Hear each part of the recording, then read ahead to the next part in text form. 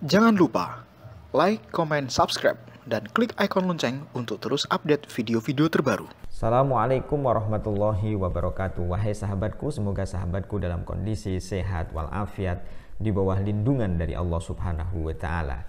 Majelis Ulama Indonesia telah mengeluarkan fatwa yang berhubungan dengan virus corona, dan seharusnya umat Islam Indonesia mengikuti terhadap fatwa itu supaya diri kita terhindar dari penyakit corona atau virus corona itu. Fatwa itu dilandasi oleh prinsip Daruriyatul Khams, yaitu prinsip yang 5, yang prinsip 5 ini adalah bagian dari maqasidus syariah. Apa itu maqasidus syariah? Yaitu tujuan ditetapkan syariat yang terdiri dari 5 hal. Yang pertama adalah hifdzuddin, yang kedua adalah hifdzul akal, yang ketiga adalah hifdzun nafas, yang keempat adalah hifdzul nasl, yang kelima adalah hifdzul mal. Hifdzuddin adalah syariat itu diturunkan oleh Allah Subhanahu wa Ta'ala untuk menjaga agama. Karena itu kita diperintahkan oleh Allah, sholat dan lain sebagainya. Dan yang kedua adalah hifdzul akal, yaitu menjaga akal. Karena itulah kita dilarang untuk minum khamar. Yang ketiga adalah hifdzun nafas.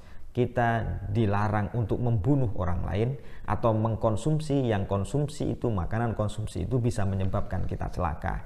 Itu tidak boleh. Kemudian yang keempat adalah hifdzun nasl, untuk menjaga keturunan. Karena itu kita dilarang untuk melakukan perzinahan. Kemudian yang kelima adalah untuk menjaga hifdzul mal, yaitu menjaga harta. Pencurian dan lain sebagainya itu dilarang oleh agama. Kenapa demikian? Karena itu keluar dari konteks maqasidus syariah. Jadi prinsip fatwa itu adalah prinsip maqasidus syariah atau menjaga yang 5 yang disebut dengan Daruriyatul Khams. Apa isi dari fatwa itu? Yang pertama adalah, dan ini kita harus mengikutinya, yang pertama adalah bagi mereka yang terkena virus corona, bagi mereka yang telah terpapar COVID-19, maka dia harus mengisolasi diri untuk tidak pergi kemana-mana. Tujuannya adalah supaya dia tidak menularkan penyakitnya kepada orang lain. Jadi dia harus mengisolasi diri untuk tidak pergi kemana-mana. Sholat Jumat diganti dengan zuhur, dia tidak harus pergi Jumatan. Dia bisa mengganti Jumat dengan sholat zuhur di rumah atau di tempat di mana dia diisolasi. Yang kedua, haram baginya untuk melaksanakan ibadah sunnah, yang ibadah sunnah itu melibatkan banyak orang. Misalnya sholat jamaah, baik rawatib, sholat id, tarawih, dan lain sebagainya, atau bahkan menghadiri pengajian atau menghadiri kegiatan-kegiatan yang sifatnya publik, yang dia bisa berkontak langsung dengan orang lain, karena itu bisa menyebabkan penyakitnya menular kepada orang lain. Jadi haram melaksanakan ibadah sunnah atau haram berkumpul dengan banyak orang karena melaksanakan ibadah sunnah. Itu bagi mereka yang telah terpapar virus corona atau penyakit COVID-19. Bagi mereka yang masih sehat, maka atau yang belum terpapar virus corona, belum terkena penyakit COVID-19, maka itu dipilah-pilah. Bagi mereka yang berada di dalam kawasan yang punya potensi tinggi, sebaiknya adalah tidak melaksanakan Jumatan, tapi diganti sholat zuhur di rumahnya masing-masing, dan tidak melaksanakan ibadah sunnah yang melibatkan banyak orang, kayak misalnya sholat jamaah Idul Fitri, sholat jamaah tarawih, dan lain sebagainya, atau menghadiri pengajian, majelis taklim yang melibatkan banyak orang. Tapi bagi mereka yang berada di kawasan yang rendah, potensinya rendah, maka wajib melaksanakan sholat Jumat sebagaimana biasanya, dan juga wajib menjaga diri. Pertanyaannya, siapakah yang berhak menentukan apakah kawasan itu punya potensi tinggi terpapar virus corona dan punya potensi rendah? Jawabannya adalah pihak-pihak yang berwenang. Seseorang tidak boleh mengatasnamakan diri sendiri lalu membuat sebuah fatwa sendiri, tetapi itu harus ditentukan apakah sebuah daerah itu punya potensi rendah terpapar virus corona atau dia terpapar potensi tinggi untuk terkena virus corona atau COVID-19. Itu yang berhak menentukan adalah pihak yang berwenang. Kemudian dari situasinya bagaimana? Dari situasinya dibagi menjadi 2. Ada situasi yang terkendali, ada situasi yang tidak terkendali. Ketika virus corona itu sudah menyebar dan ketika dia masih bisa terkendali masih terkendali, maka dia wajib sholat Jumat. Dia wajib sholat Jumat karena ini adalah sebagian dari sebuah kewajiban. Tapi bagi sebuah daerah yang tidak terkendali, maka tidak wajib sholat Jumat. Tetapi sholat Jumatnya diganti dengan zuhur. Lagi-lagi siapa yang berhak mengatakan situasinya terkendali atau tidak terkendali? Yang berhak mengatakan adalah pihak yang berwenang. Orang yang memang diberi hak otoritas, diberi hak wewenang oleh pemerintah untuk mengatakan sesuai dengan keilmuannya bahwa ini adalah terkendali, bahwa ini adalah tidak terkendali. Kemudian bagaimana dengan orang yang meninggal akibat COVID-19 atau karena virus corona ini?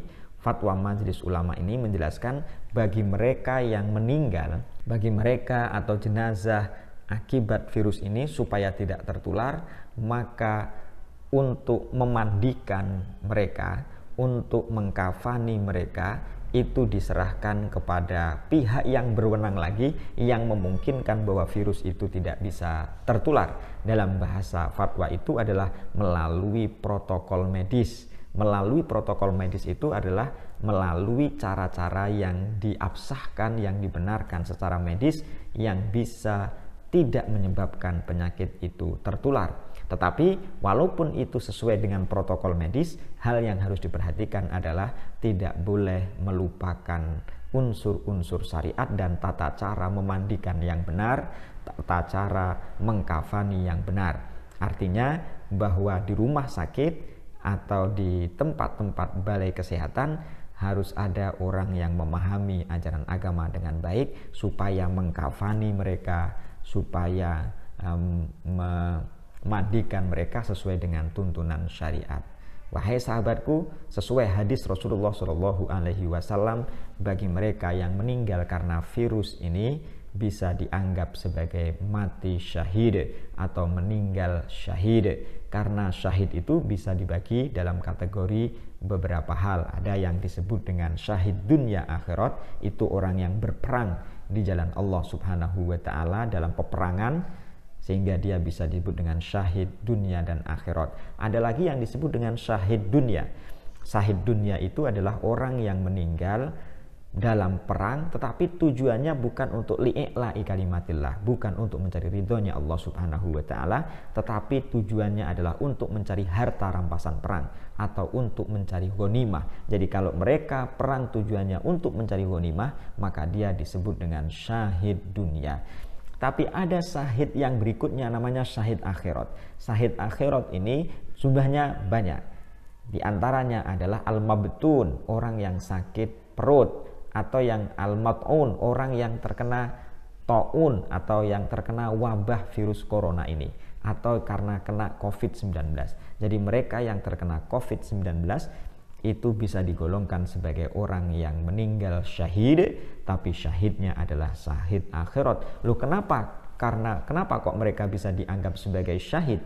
Jawabnya menurut Imam Nawawi adalah li syiddati alamiha, karena begitu susahnya dia menanggung penderitaan itu, atau karena bangetnya atau karena beratnya dia menanggung penyakit itu, sehingga karena beratnya menanggung penyakit itu maka dia bisa dianggap sebagai syahid akhirat. Termasuk dalam hal ini adalah orang yang meninggal karena melahirkan, orang yang meninggal karena mengandung anaknya. Kalau dia meninggal, dia bisa dianggap sebagai syahid akhirat. Kita berdoa kepada Allah Subhanahu wa Ta'ala, kalau misalnya ada sahabat-sahabat kita, orang yang kita kenal ataupun yang tidak kita kenal, itu meninggal karena virus corona atau COVID-19 ini, semoga dia menjadi syahid dan diampuni oleh Allah Subhanahu wa Ta'ala, terhindar dari siksa kubur dan lain sebagainya.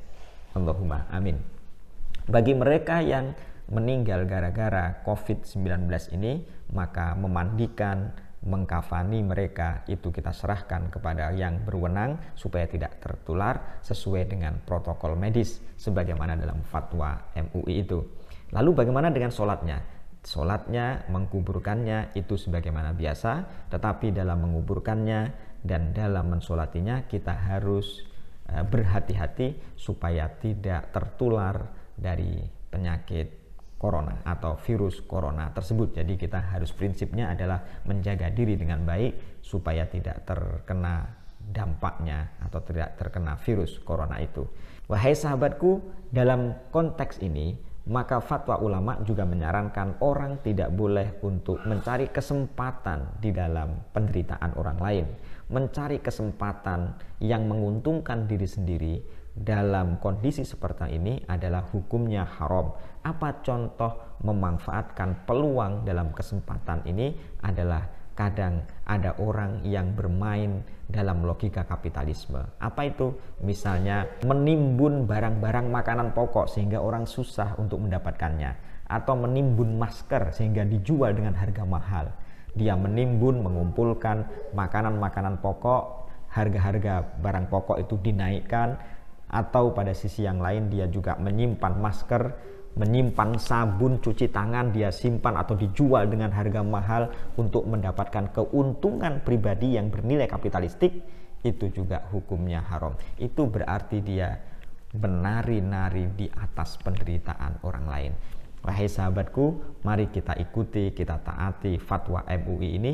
Semoga kita menjadi orang yang selamat, semoga kita menjadi orang yang tidak terkena virus corona, penyakit COVID-19, dan bagi sahabatku yang terkena virus itu semoga cepat sembuh sebagaimana sedia kala dan bisa menjalankan ibadah, menjalankan kehidupan sebagaimana biasanya. Wahai sahabatku, karena itulah fatwa MUI yang menyarankan kepada kita supaya kita mendekatkan diri kepada Allah Subhanahu wa taala, meminta ampun kepada Allah Subhanahu wa taala, meminta perlindungan kepada Allah Subhanahu wa taala sesuai dengan intensitas dan kebiasaan yang pernah dilakukan. Demikian, semoga bermanfaat. Wallahu a'lam bishawab wa ilaihil marji'u wal ma'ab. Assalamualaikum warahmatullahi wabarakatuh.